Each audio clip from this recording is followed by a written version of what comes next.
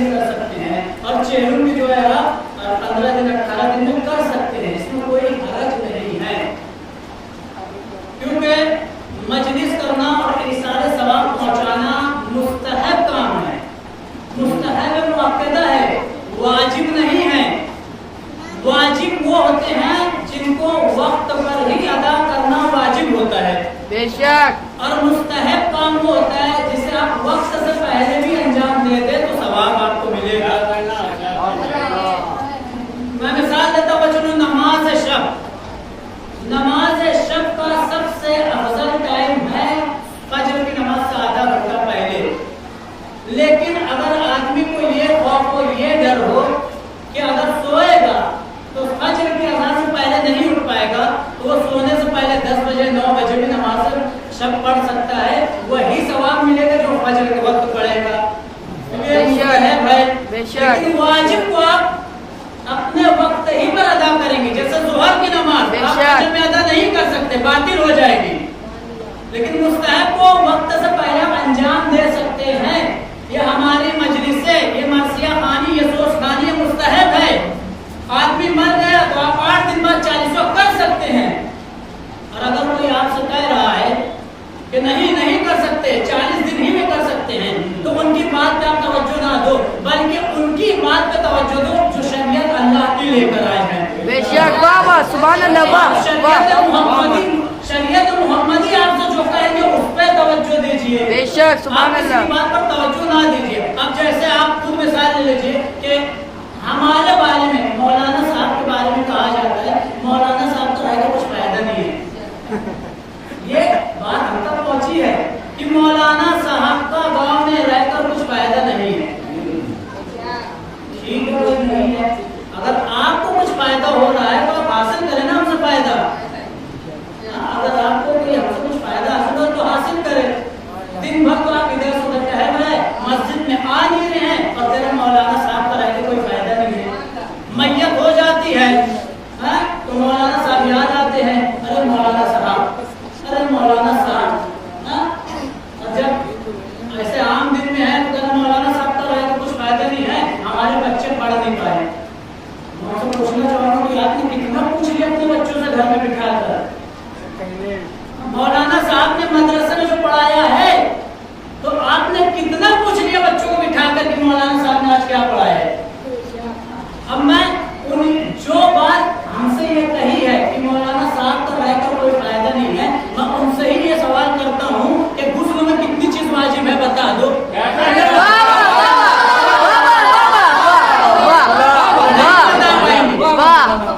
بچے 3 ہیں 4 ہیں، لیکن یہ چیزیں نہیں معلوم کہ غسل میں کتنی چیز واجب ہے۔ آپ اپنے بچوں سے پوچھ لیں، آپ کا بچہ بتا دے گا، یہ چیزیں ہم نے پڑھائی ہے مدرسے میں۔ بے شک، سبحان اللہ، بے شک، واہ۔ آپ کو میں کہہ دوں کہ ام لیلہ سے کتنی اولاد تھی امام حسین کی، آپ بتا دیں؟ نہیں بتا پائیں گے۔ امام حسین نے کتنی شادیاں کی بتا دیں؟ نہیں بتا پائیں گے، لیکن آپ کے بچے یہ بہتر جانتے ہیں۔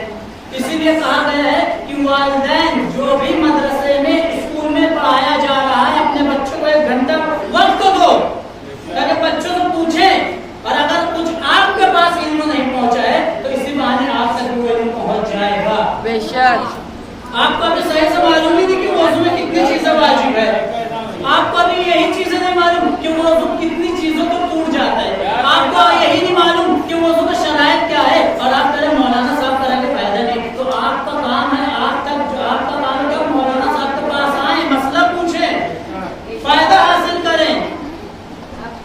کیا کہہ رہے ہیں؟ ارے مولانا صاحب جو ہے بچوں کو لے کر بیٹھے رہتے کمرے میں، بچوں کے ساتھ رہتے ہیں، بڑوں کے ساتھ رہتے نہیں ہیں۔ آپ رسول اللہ کی پوری ہسٹری پڑھ لیجئے، رسول اللہ جب مسجد نبوی سے نکلتے تھے تو بچوں کے ساتھ سارا وقت گزارتے تھے۔ رسول اللہ بچوں کے ساتھ سارا وقت، صرف حسن اور حسین کے ساتھ نہیں بلکہ مدینے میں جتنے بھی بچے رہتے تھے رسول اللہ اپنا وقت بچوں میں دیتے تھے۔ رسول سے مولا کائنات نے پوچھا، یا رسول اللہ آپ بچوں کو وقت کیوں دیتے ہیں، بڑوں کو کیوں نہیں دیتے؟ تو رسول نے فرمایا تھا بڑوں کے ساتھ رہوں گا تو غیبت سننے میں آئے گی، بچوں کے ساتھ رہوں گا تو سچ سننے میں آئے گا۔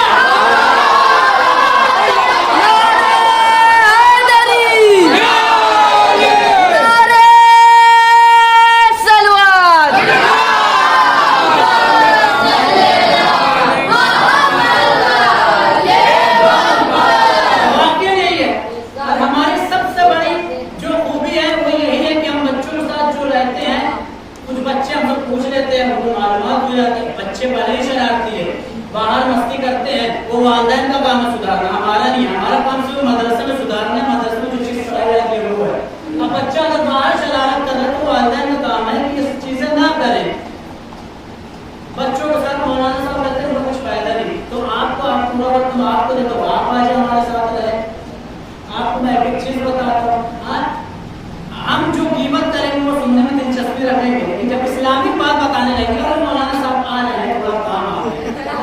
वाह इस्लामिक चीजें, इस्लामिक जो बातें होती है वो किसी को पसंद नहीं आती, लेकिन गीबत हो, झूठ हो, तोहमत हो, वो सबको पसंद आती है। 3 घंटा गीबत सुनने में आदमी पसंद करेगा, 15 मिनट अल्लाह को नहीं दे सकता है मस्जिद में। लिहाजा तो ये बातें होती रहती है, हम जो है कोई कुछ भी कहता है तवज्जो नहीं देते। जब तक अल्लाह ताला ने हमारा रिस्क इस गांव में लिखा है तब तक कोई हमें हिला नहीं सकता। बेशक आदमी कितना भी दम लगा ले, अल्लाह के आगे सब कमजोर पड़ जाते हैं। बेशक जब तक अल्लाह ने हमारा रिस्क लिखा है तब तक हम हिला, कोई आदमी हिला नहीं सकता। मौलाना साहब को लिहाजा ये बात तो हमारे बारे में और बहुत सारी बातें हम तक पहुंचती है। ये जो लोग कहते हैं ना मौलाना साहब आज नहीं कल जावे तो आज ही चले जाए, हम छोड़ के आ गए उनको, ये चीजें कहने वाले बहुत से कहते हैं, कहने वाले तो हम पीठ पीछे गाली भी बकते, लेकिन हम तवज्जो ही नहीं देते हैं। क्योंकि हम अगर इस चीज में तवज्जो देने लगे तो फिर हमारी नमाज बेकार हो जाएगी, रोजे बेकार हो जाएंगे, जो हमारे पीछे नमाज पढ़ रहे हैं वो सबकी नमाजें बेकार हो जाएगी। लिहाजा कहने का मतलब यह है कि जब हम तवज्जो नहीं देते हैं, जिसको जो कहना करने दो, हमारा अल्लाह बेहतर जानता है कि हम कैसे हैं। बेशक इसी तरह आप लोगों को अगर कोई रास्ता रहा है कि नहीं मजलिस जो है चेहरों की 40 दिन बाद ही होनी चाहिए, 18 दिन में नहीं कर सकते, तो उनकी बात ना मानिए, बल्कि शरीयत मोहम्मदी जो कह रही है वो शरीयत मोहम्मदी जो कह रही है उस पर अमल करिए। आप यकीनन चेहरों इंसान और अहले बैत में फर्क है। इंसान की मजलिस अगर कोई मर गया का चाहने वाला तो 40 दिन के अंदर आप मजलिस चेहरून कर सकते हैं, लेकिन अहले बैत का कोई फर्द अगर इस दुनिया से शहीद हो गया तो उनका चेहरून 40 दिन के 40वें दिन ही कर सकते हैं। जैसे इमाम हुसैन 10 मुहर्रम को शहीद हुए, 20 सफर को उनका चेहरून करना वाजिब है, उससे पहले चेहरून नहीं कर सकते, लेकिन इंसान का चेहरून 40 दिन से पहले कर सकते हैं ताकि अहले बैत और इंसान में फर्क रहे। बेशक सुभान अल्लाह। लिहाजा कुरान मजीद अल्लाह ताला की मुकद्दस किताब है, और सिर्फ मुकद्दस ही किताब नहीं है, बल्कि जिस जात पे नाज़िल हुई वो जात भी मुकद्दस है, और जिस जात पर नाज़िल हुई वो जात ही मुकद्दस नहीं है, बल्कि जो आगोश रसूल में तीसरे दिन कुरान सुना दे वो जात भी मुकद्दस है। और सिर्फ अली ही मुकद्दस नहीं है, बल्कि जो जो कुरान मजीद पढ़ता है वो भी मुकद्दस हो जाता है, और जो जो कुरान मजीद की तिलावत को सुनता है उनके कान और उनके पूरे जिस्म भी मुकद्दस हो जाते हैं। कुरान में इतनी ताकत है तो लोगों को मुकद्दस बना देती है। इस मजलिस में इस फर्श पर जितने लोग बैठे हैं सब मुकद्दस है, इसलिए कि मजलिस का आगाज ही कुरान की तिलावत से की गई है। और अदा पे आते ही ऐसा ही लगा जैसे हर एक फिक्र के हद से गुजर गए। मजलिस हुसैन शरीफों की आबरू और कितने गरीब तेरे कब्रों पे पल गए। वाह वाह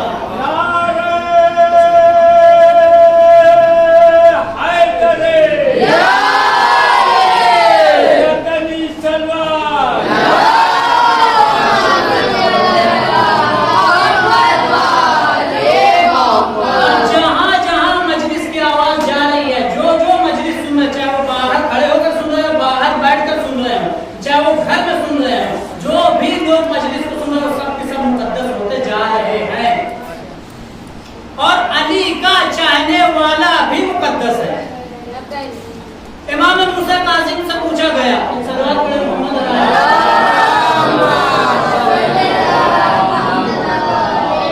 मुकद्दस का माना बता दें। मुकद्दस उसे कहते हैं जो अल्लाह की नज़र में लायक हो और काबिल एतमाद हो, उसे मुकद्दस कहते हैं। यानी अल्लाह ताला जिन्हें पसंद कर लेता है वो लोग मुकद्दस हो जाते हैं।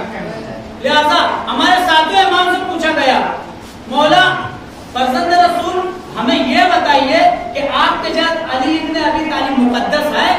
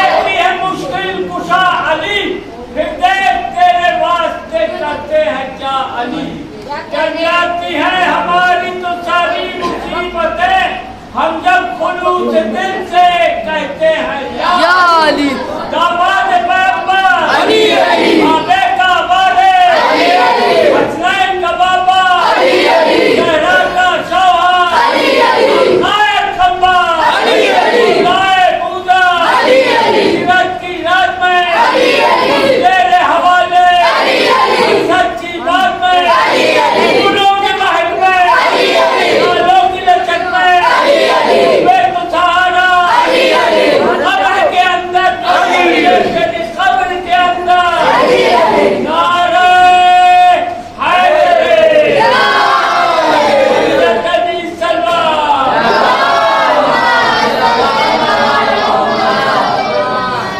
लिहाजा शहर मक्का सिर्फ मक्का था, लेकिन एक सलवात पढ़े मोहम्मद अल्लाह सल्ली अला मोहम्मद वाले मोहम्मद। शहर मक्का सिर्फ मक्का था। जनाब अबू तालिब ववालिदिन वमा वलद, एक बाप और बेटी की वजह से मुकर्रमा हो गए, लेकिन अल्लाह ने जनाब अबू तालिब और अली के रहने की वजह से कसम नहीं खाई। जब अली की विलादत हुई खाने काबा में, तो रसूलुल्लाह शहर तिफ में थे और रसूल तक जब खबर पहुंची तो रसूल तीसरे दिन तशरीफ ले आए। अब जैसे ही शहर मक्का में रसूल के कदम पड़े, अल्लाह ने उसे उस शहर की कसम खा ली, ला उक़सिमु बिहाज़ल बलद, मैं इस शहर की कसम नहीं खाता लेकिन खा रहा हूँ। अल्लाह से पूछा गया कि या रसूल अल्लाह, कि आपका अल्लाह कसम क्यों खाए शहर की? तो रसूल ने जिब्राइल के जरिए अल्लाह से पूछा कि या परवरदिगार, आप इस शहर की कसम क्यों खा रहे हैं? तो एक मतलब परवरदिगार ने कहा, इसलिए क्या है रसूल, इस पे तेरे कदम पड़ गए हैं, अब ये शहर पूरा फजीलत वाला हो गया है। यानी क्या मतलब हुआ, जिस शहर पर रसूल के कदम पड़ जाए वो शहर फजीलत वाला हो जाता है। अब एक मंजर में जंग ओहद का सुनाना चाहता हूँ कि जंग ओहद में जब रसूल एक गड्ढे में गिर गए तो इब्लीस ने सदा दी, कद कुतिला मोहम्मद, मोहम्मद मारे गए। लिहाजा मोहम्मद को छोड़कर सब भाग गए सिवाय अली के। अली बढ़ बढ़ के हमला करते रहे और जब देखा कि मोहम्मद जख्मी गड्ढे में है तो एक मर्तबा अली गड्ढे में उतरे और मोहम्मद को एक मर्तबा उठाया और अपने कांधों पे खड़ा किया और कहा कि देखो ये मोहम्मद अभी भी जिंदा है, तुम कहाँ भागे जा रहे हो? बस यही मंजर याद दिलाना चाहता हूँ कि जो रसूल एक शहर पर कदम रख दे वो फजीलत वाला बन सकता है, तो जो वही रसूल अपने दोनों कदम अली के कंधे में रख दे तो अली क्यों फजीलत है? आप अली की फजीलत क्यों बयान करते हैं? जब अल्लाह ताला शहर मक्का की कसम खा सकता है सिर्फ इस वजह से कि उस पर रसूल के कदम आ गए, सिर्फ पहला ही कदम आया अल्लाह ने कसम खा दी, तो वही रसूल के कदम जंग उहद में दोनों कदम अली के काने पे आ गए, तो अली फजीलत वाले क्यों नहीं हो सकते? बिल्कुल हो सकते हैं। लिहाजा जब मौला कायनात जंग उहद में रसूलुल्लाह कांधे पे उठाए और लोगों से कहते रहे कि रसूल अभी भी जिंदा है, लेकिन लोग छोड़कर भाग गए थे। लेकिन जब देखा कि मोहम्मद जख्मी है तो लोग करीब आ गए, लोग करीब आने लगे और जब मोहम्मद के करीब आ गए तो एक मर्तबा रसूलुल्लाह ने मौला कायनात से पूछा, अरे अली, इब्लीस की आवाज तो तुम्हारे कानों तक नहीं आई थी? सब लोग भाग गए लेकिन तुम नहीं भागे, क्या वजह थी कि तुम मुझे छोड़कर नहीं गए, नहीं भागे? कहा या रसूल अल्लाह, इब्लीस की आवाज तो मेरे कानों में भी गई थी कि मोहम्मद कत्ल कर दिए गए। तो रसूल ने पूछा, आप मुझे छोड़कर क्यों नहीं गए, आप मुझे छोड़कर क्यों नहीं भागे? तो अली ने कहा, मैं भागने वालों में से नहीं हूँ और याद रखिएगा या रसूल अल्लाह, मैं इसलिए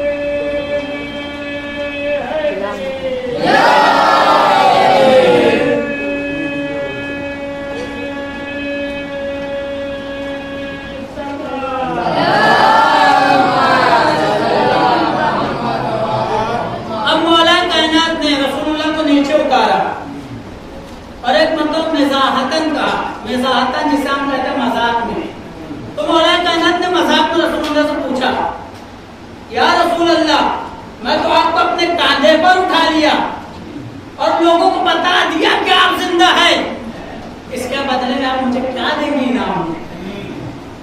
میں نے آپ کو اپنے کاندھے پر اٹھایا اور لوگوں کو یہ بتایا کہ آپ زندہ ہے، مزاحن کہا، ہنستے ہوئے کہا، مسکراتے، اس کے بدلے میں انعام میں آپ مجھے کیا دے سکتے ہیں؟ تو رسول نے فوراً کہا اے علی آپ گھبراؤ نہ، اب جب تک میں تمہیں اٹھا کر من کن تو مولا نہ کہہ دوں جب تک یہ دنیا چھوڑ کر نہیں جاؤں گا۔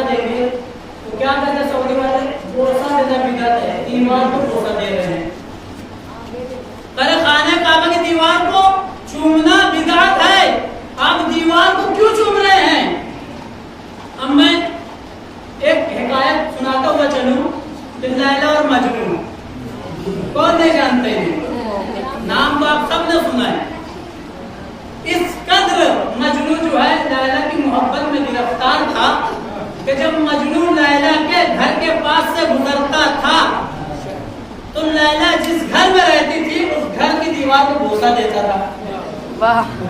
کون؟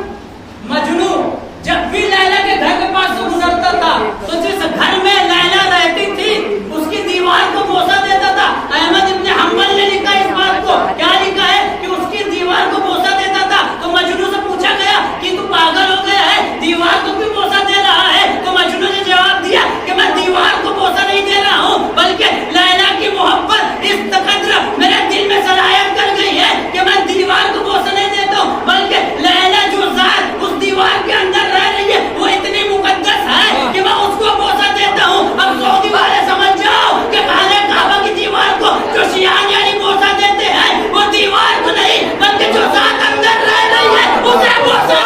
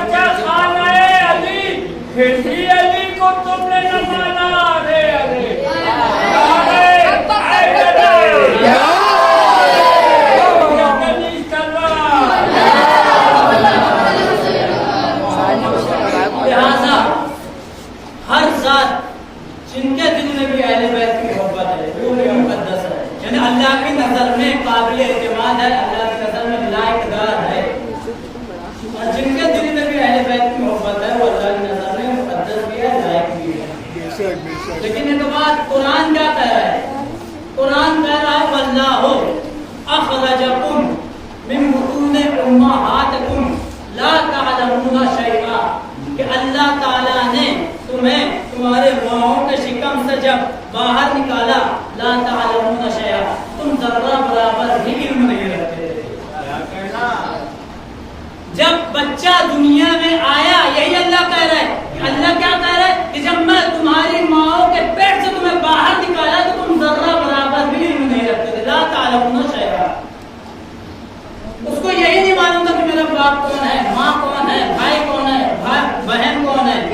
جیسے جیسے انسان بڑھتا گیا ویسے ویسے علم حاصل کرتا گیا، اور جیسے جیسے آدمی بڑھتا گیا اسے معلوم ہوتا گیا کہ میرا باپ کون ہے، ماں کون ہے، بھائی کون ہے، بہن کون ہے، خالہ کون ہے، خالو کون، سب اس کو دھیرے دھیرے معلوم ہوتا گیا، یہاں تک کہ وہ स्कूल गया, मदरसे गया, यूनिवर्सिटीज गया और इस कदर पढ़ लिया कि वो एक आलिम बन गया, इस कदर पढ़ लिया कि इंजीनियर बन गया। यानी उसकी इब्तिदा कहां से हुई? बिल्कुल भी जर्रा बराबर भी इल्म नहीं था। क्यों अल्लाह इंसान को झिझोड़ कर कह रहा है कि जब तुम दुनिया में आए तुम जर्रा बराबर भी इल्म नहीं रखते थे, लेकिन जैसे जैसे तुम दुनिया में कदम बढ़ाते गए, कोई इंजीनियर बन गया, कोई डॉक्टर बन गया, कोई आलिम बन गया। और इस कदर इंसान, उसके बाद दूसरी जगह का इशारा फरमा रहे हैं, खुलिक़ल इंसानु ज़ईफ़ा, हमने इंसान को कमजोर पैदा किया। दो चीजें अल्लाह ने फरमाई है, एक ये कि जब तुम तुम्हारे माँ के बदन से बाहर आए तो जर्रा बराबर भी नहीं रखते थे। दूसरी जगह इरशाद फरमा रहा है खुलिक़ल इंसानु ज़ईफ़ा, कि जब इंसान चलने की कोशिश किया तो इतना कमजोर था कि वो चल नहीं पाता था, उसे सहारे की जरूरत थी। यानी जब दुनिया में आया तो जर्रा बराबर भी इल्म नहीं रखता था, और जब आगे कदम बढ़ाता गया तो कोई डॉक्टर बना, कोई इंजीनियर बना, कोई पायलट बना, कोई आलिम बना, और कमजोर इतना था कि चलने के काबिल नहीं था। उसको चलना सिखाया गया और आगे बढ़कर इतना ताकतवर बन गया कि मिसाइलें बनाना शुरू कर दिया, एटम बम बनाना शुरू कर दिया।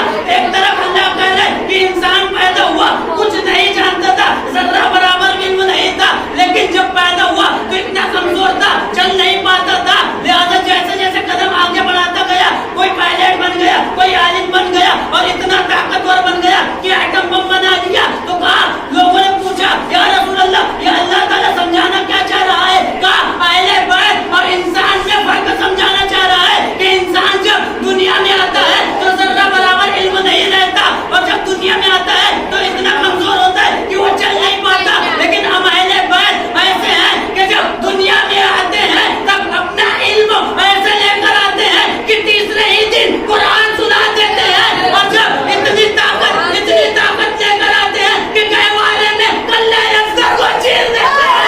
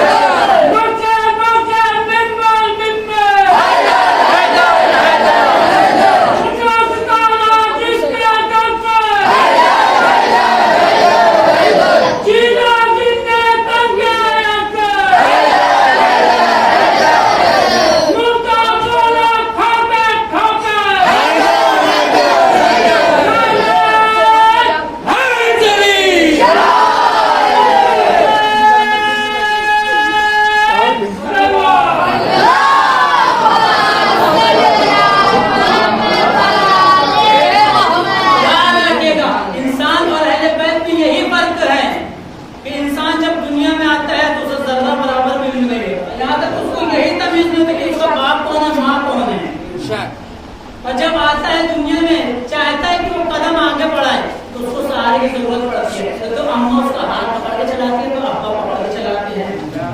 लेकिन अहले बैत जब दुनिया में आते हैं तो इल्म भी लेकर आते हैं, ताकत भी लेकर आते हैं, यही फर्क है। लेकिन सबसे बड़ी अहले बैत की फजीलत यही थी कि लोग उनकी फजीलत को मिटाना चाहा, और इस कदर मिटाना चाहा कि करबला वाक़या हुई। हमें मुहर्रम की तैयारी से पहले आमने सब पे पैगाम हमेशा हर साल देते हैं कि मुहर्रम की तैयारी से पहले हमें गदीर की तैयारी करनी चाहिए, इसलिए कि ये गदीर को लोग भुला दिए थे, इसीलिए करबला वाक़या। अगर लोग गदीर को नहीं भुलाते तो करबला वजूद में आती ही नहीं। लिहाजा पहले गदीर की तैयारी करो और अपने बच्चों को बताओ कि गदीर है क्या चीज, गदीर में हुआ क्या था। और यहाँ तक के रसूल ने फरमाया तुम किसी ईद पर, चाहे ईद उल फित्र हो, ईद अज़हा हो या ईद मुबाइला हो, उसमें अपने बच्चों को ईदी दिए हो या ना दिए हो, लेकिन ईद गदीर पर जरूर ईदी दो, चाहे वो लड़की हो या लड़का, अपने बच्चों को। रसूल की हदीस है। इसलिए कि जब अपना खुद का बच्चे को ईदी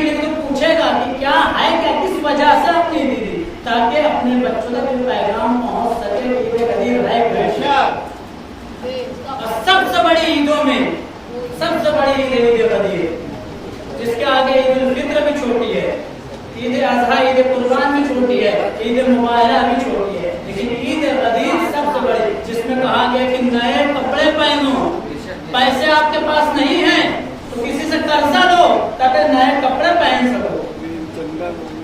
اور قرآن یہی فرما رہا ہے، یہ تو عید غدیر کی بات تھی، قرآن کا فرما رہا ہے کہ جہاں جہاں اہل بیت یا اولاد اہل بیت کے قدم پڑ جاتے ہیں وہ جگہ مقدس ہو جاتی ہے۔ اور روایت کے جملے سنا دو، روایت کے جملے ہیں کہ دنیا میں کوئی جگہ ایسی نہیں ہے جہاں وقت کے امام کے قدم نہ پڑتے۔ ہم جانتے ہیں، ہم یہ سوچتے کہ امام پردہ غیب میں ہے، ہم یہ جانتے ہیں، ہم یہ سوچتے کہ امام پردہ غیب میں ہے، ظہور کریں گے تو دکھیں گے۔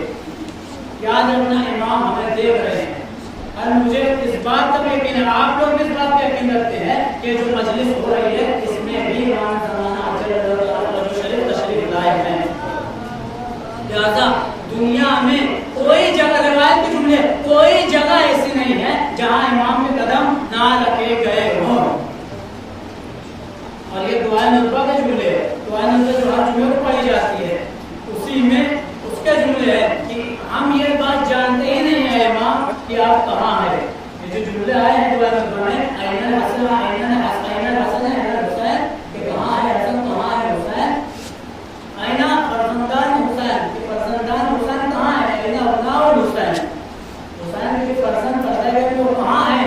تو جب رسول سے پوچھا گیا یا رسول اللہ کے قرآن میں جملہ ہے آپ کے بیٹے جو پردہ غیب میں رہیں گے وہ کہاں رہیں گے، تو رسول نے فرمایا تھا یاد رکھنا میرا آخری فرزند ہر جگہ موجود ہوگا، اور تم زمین پر اکڑ کے نہ چلنا، جس زمین میں تم اکڑ کے چلو گے اسی زمین سے میرے فرزند کے قدم ہوں گے۔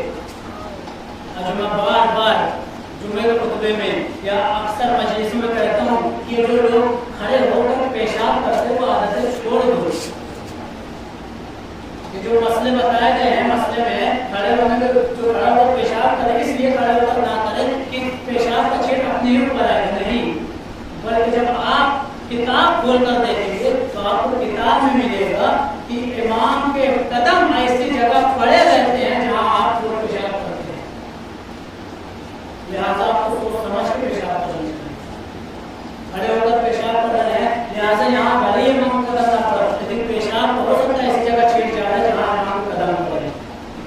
اور امام خود وقت پہ امام نے بتایا حسین بن جو نواب اربعہ میں سے سب سے آخری نائب تھے، انہوں نے جب امام سے پوچھا کہ امام یا فرزند رسول مجھے یہ بتائیے کہ اب آپ کی غیبت صغرا ختم ہو رہی ہے، اب آپ کی ملاقات بند ہو جائے گی، اب آپ غیبت قدرت میں جانے والے ہیں، تو امام نے کہا میں اپنے چاہنے والے کے ساتھ قدم با قدم رہوں گا، کوئی بھی ہو کہیں بھی ہو، اگر ان کے دل میں ولایت اہلی ہے، ولایت اہل بیت ہے، تو میں ان کے شانہ بشانہ چلوں گا۔ اسی لیے کہتے ہیں کہ پیشاب نہ کرو، امام ہر وقت ہمارے ساتھ ہے۔ جو ہم نے خطبے کے جمعے میں بھی بیان کیا تھا کہ اللہ تعالیٰ رسول کی امت پہ عذاب نازل نہیں کرتا، اس لیے نہیں کرتا، سب سے پہلی وجہ یہ ہے کہ اس لیے کہ تمہارے درمیان تمہارے والدین موجود ہے، تمہاری خصوصاً ماں کی وجہ سے اللہ تعالیٰ عذاب کو روکا ہوا۔ اور دوسری سب سے بڑی وجہ یہی ہے کہ امام زمانہ جو ہے ہمارے ساتھ ہوتے ہیں۔ اس کے بعد امام کو ارشاد فرماتے ہیں کہ جب ہمارا چاہنے والا ایک گناہ کرتا ہے تو 40 دن ہمارے زور میں تاخیر ہو جاتی ہے، اگر 40 دن کے اندر اللہ تعالیٰ سے گناہ معاف کرے اور مجھے لشکر میں دوبارہ، لیکن انسان ہی باز نہیں آتا۔ انسان اس قدر امام کو بھول چکا ہے کہ شاید یہ گمان کر لیا ہے کہ اب تو مریں گے مر جائیں گے ختم دنیا ختم ہو جائے گی، جو ہوگا دیکھا جائے گا، لیکن یاد رکھنا قیامت سے پہلے امام کا ظہور باقی ہے۔ اگر آپ چاہتے ہیں امام کے لشکر میں شامل ہوں تو آپ جو کم سے کم دن میں 3 مرتبہ امام کو یاد تو کرو، سلامتی امام زمانہ تو پڑھو، امام ہر وقت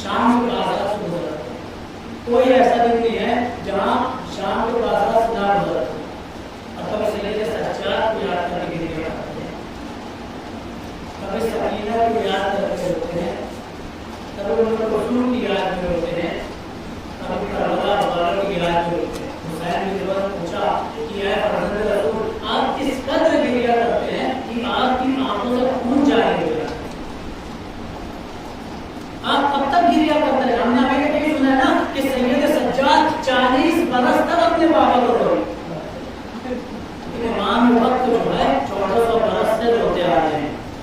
حسین نے لوگوں نے پوچھا کہ اے فرزند رسول، امام وقت سے پوچھ رہے ہیں فتح گنج میں ہمیں یہ بتائیں کہ آپ سب سے زیادہ خوش کب ہوتے ہیں، آپ کے چہرے پر مسکراہٹ کب آتی ہے؟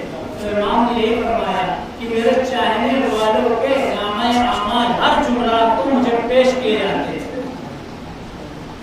جو بھی میرا چاہنے والا ہے، جو بھی اہل بیت کا چاہنے والا ہے، ہر جمعرات کو ان کے نامہ اعمال کو میرے سامنے پیش کیا جاتا ہے۔ جبرائیل خود لے کر آتے ہیں کہ آپ کو چاہنے والے کا نامہ اعمال ہے۔ اگر اس نامہ اعمال میں نیکیاں ہوتی ہے اس وقت میں خوش ہوتا ہوں، مسکراتا ہوں کہ میرا چاہنے والا اس قدر سدھر گیا کہ اس ہفتے میں اس نے گناہ کیا ہی نہیں، اور میں خوش ہوتا ہوں۔